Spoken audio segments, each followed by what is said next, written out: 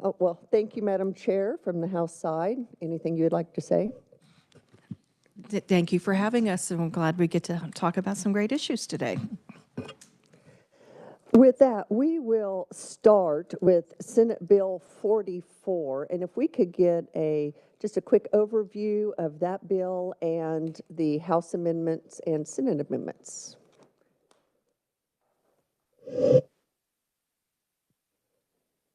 From our revisor, Tamara or Jason, either one. Thank you, Madam Chair. Senate Bill 44 would amend the Kansas Promise Scholarship Act to expand the post-secondary educational institutions that are eligible to participate in that program. It would also increase the appropriation maximum from $10 million to $15 million. And I believe the difference between the Senate version and the House version is the effective date. The Senate version's effective date is publication in the statute book, and the House version's effective date is publication in the Kansas Register. Thank you. So with that being the only change, Madam Chair, I will talk with my with my group, and we'll be right back. Yes. Wasn't there a change in the Senate for the 15 million from 10, right? Okay.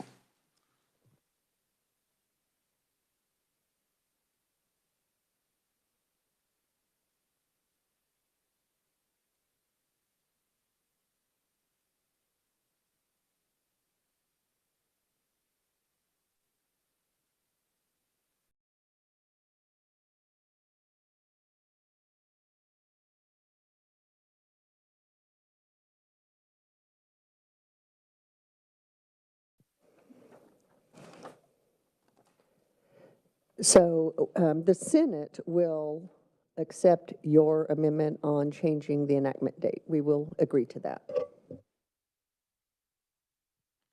We thank you for the acceptance. Okay, anything else on 44? We have nothing on 40. Representative Stocksdale.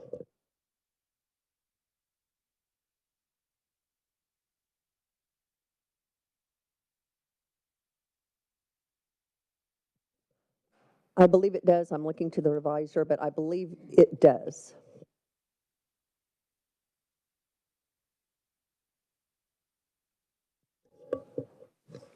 I've had heard nothing from our educational contacts but disagreement with that, and I would like to see that stricken out of the new bill. I think after that we'd be totally satisfied.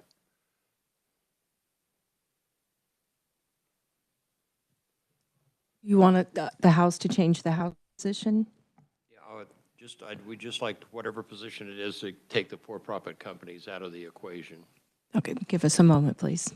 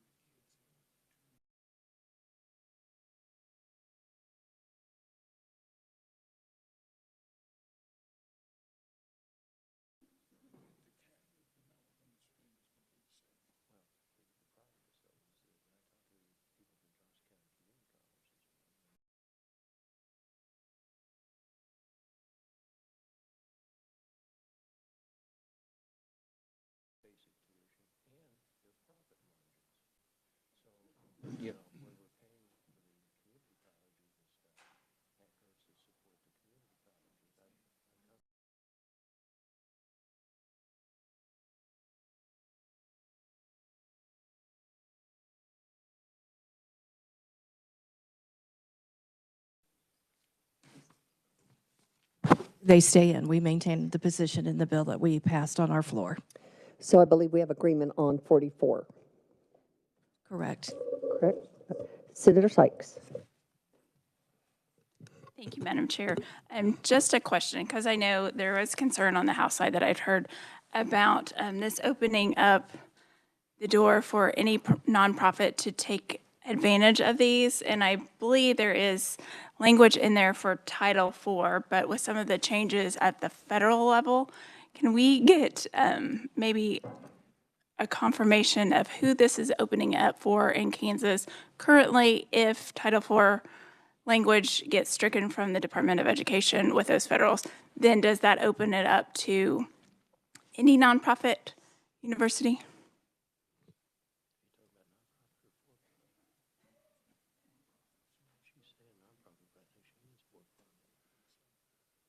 Did you mean for-profit or nonprofit? Yeah.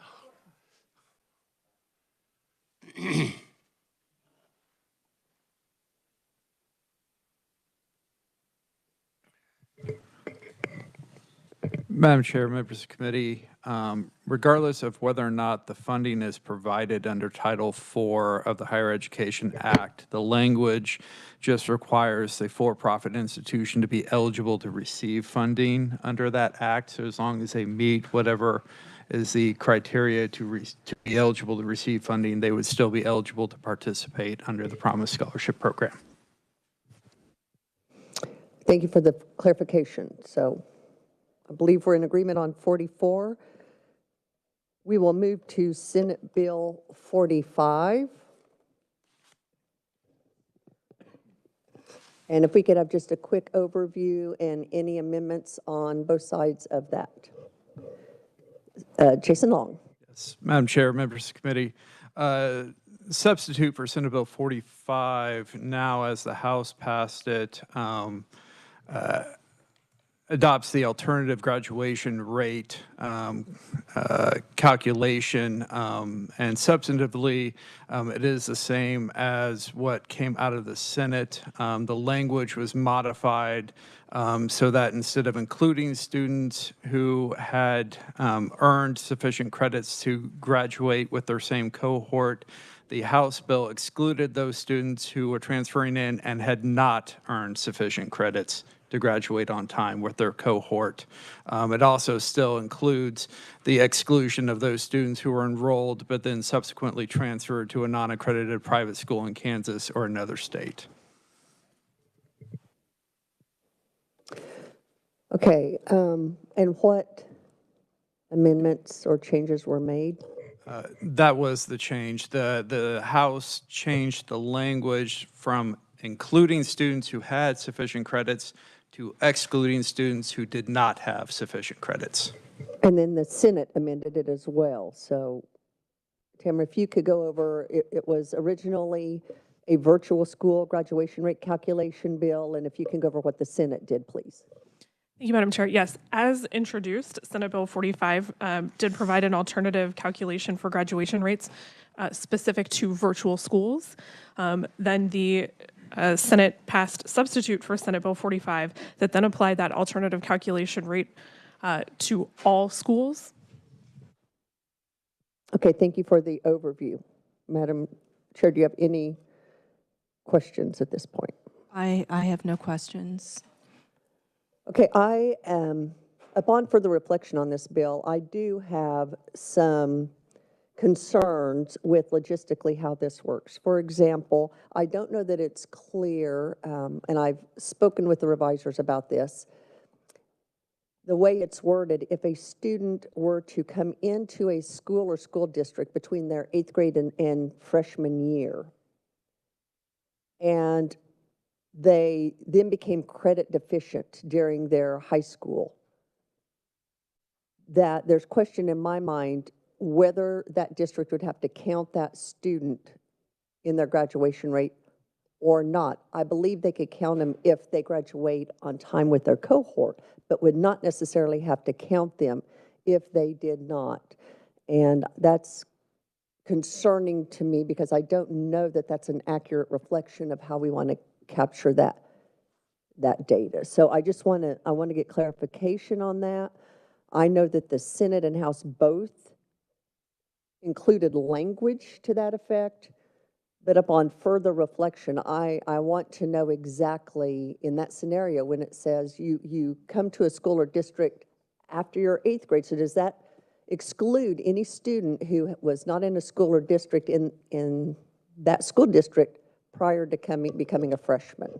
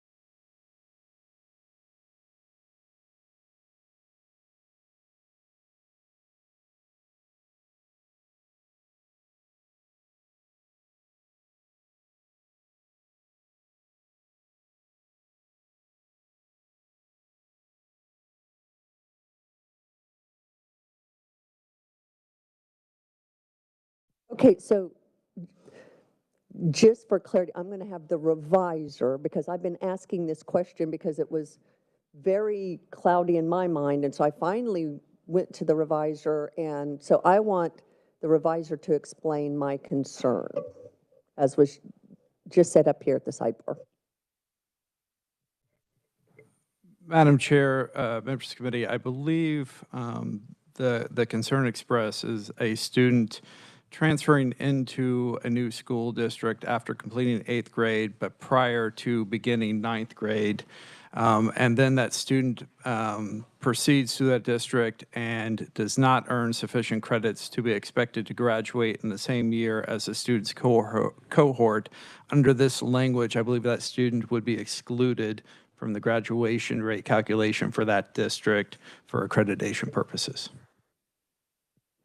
And my concern is if a district has had a student for 4 years and they enter the same cohort, why would we want them excluded? That's my concern, and I believe I know the intent behind this, but I don't think the language is exactly matching intent. Now, the consternation I have is we passed this both in the Senate and the House, so I'm not sure how we can correct it at this point other than to come back next session with the trailer bill, and I want that intent to be known on my part, because I do not believe that's an accurate reflection of graduation rate for accreditation or not if we're excluding students that a district or building has had for 4 years.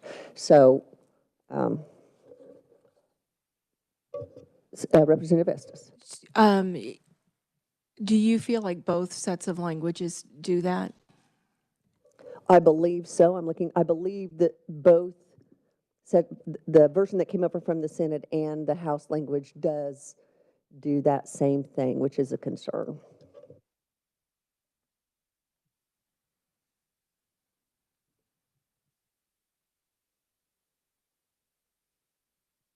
Representative McNorton. Thank you. Jason, so just to be clear on the chairman's question, if somebody comes to a school district to start the 9th grade in good standing, they need to count them in the cohort. If they come in not good standing or bad standing, they don't have to count them in the cohort. Is that the way that's written? Madam Chair, members of the committee, I believe the issue is when they come into the district at the beginning of their 9th grade year, they have no credits towards graduation at that point. So they would all be, as you say, in good standing in terms of being counted in their cohort for graduation. And then it would be following their enrollment and into their high school career if they become credit deficient so that they are not expected to graduate on time, then under this language, they would be excluded from the graduation rate calculation by that school district. Thank you, Jason. Thank you, Madam Chair.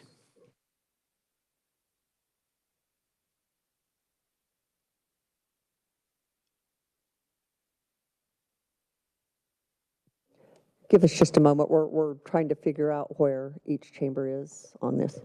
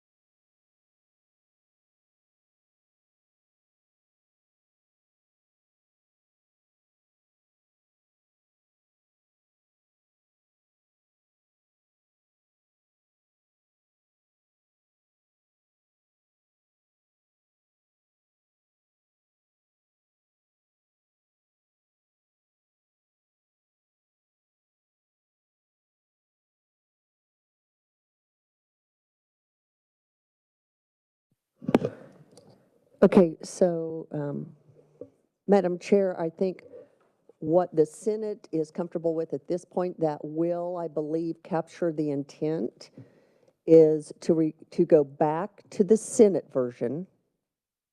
And then we have language from the reviser that would reflect if they're credit deficient when they transfer in. And so that would be what we are proposing. We'll huddle here.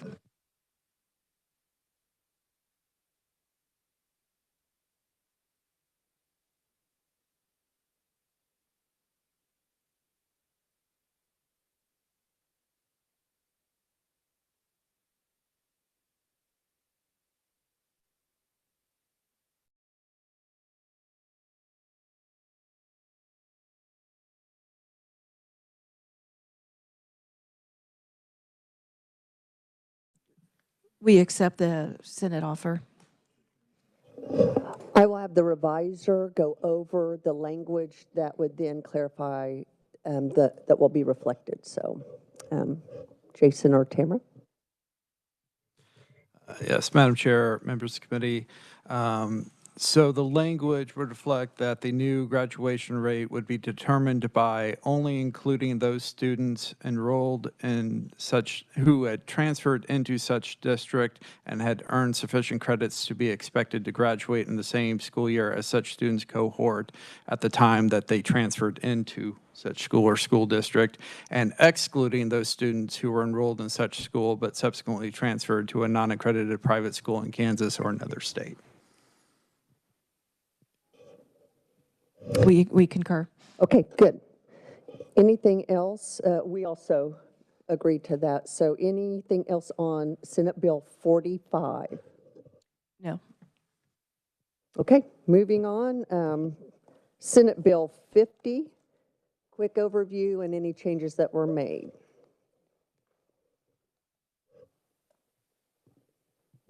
I'm looking to see who drew the short straw on. Looks like Revisor Long.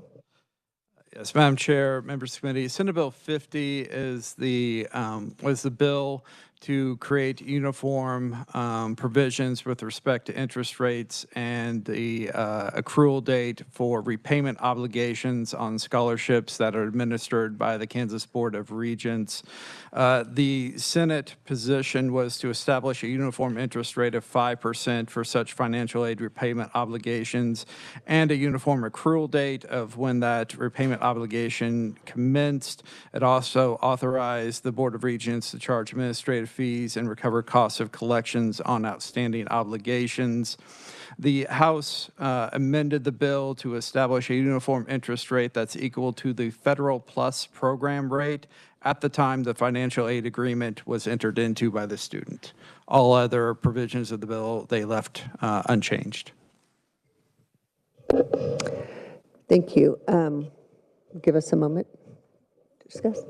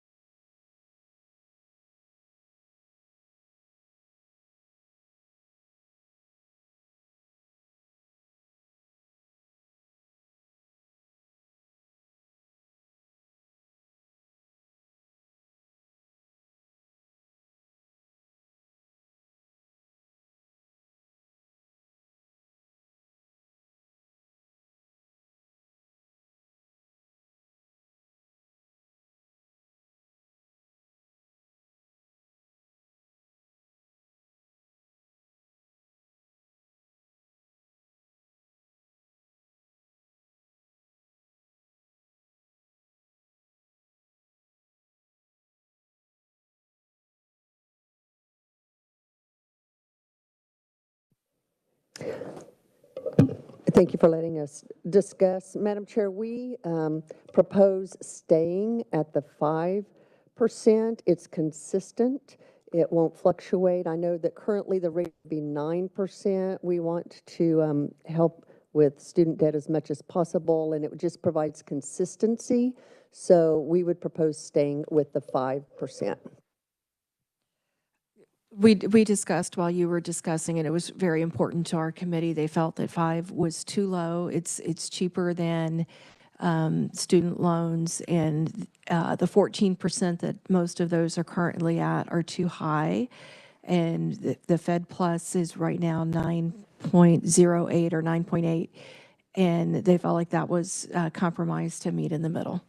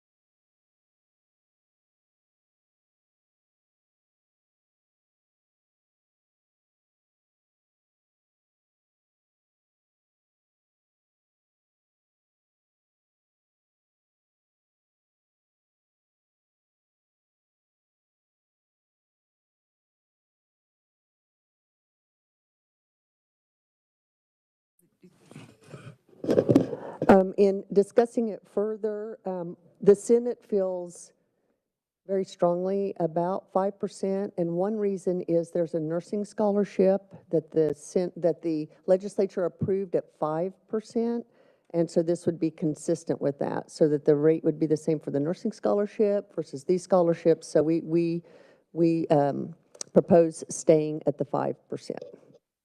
We'll discuss.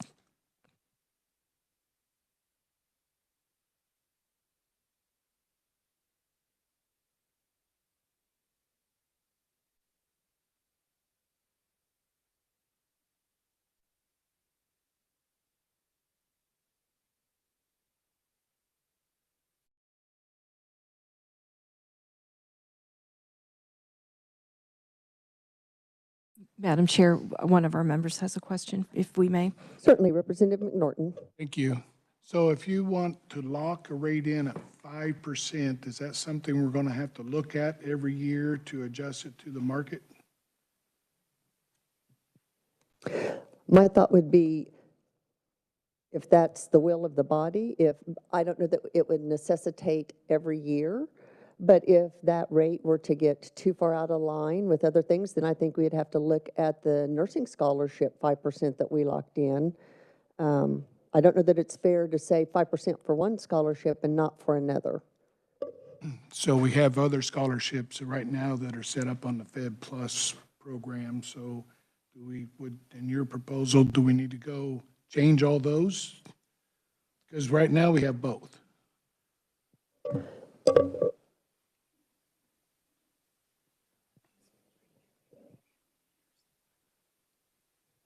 So the three that are in this bill would all be changed. Those three would all, yeah. That's right. So they would all be uniform at that point, which I think provides consistency and fairness.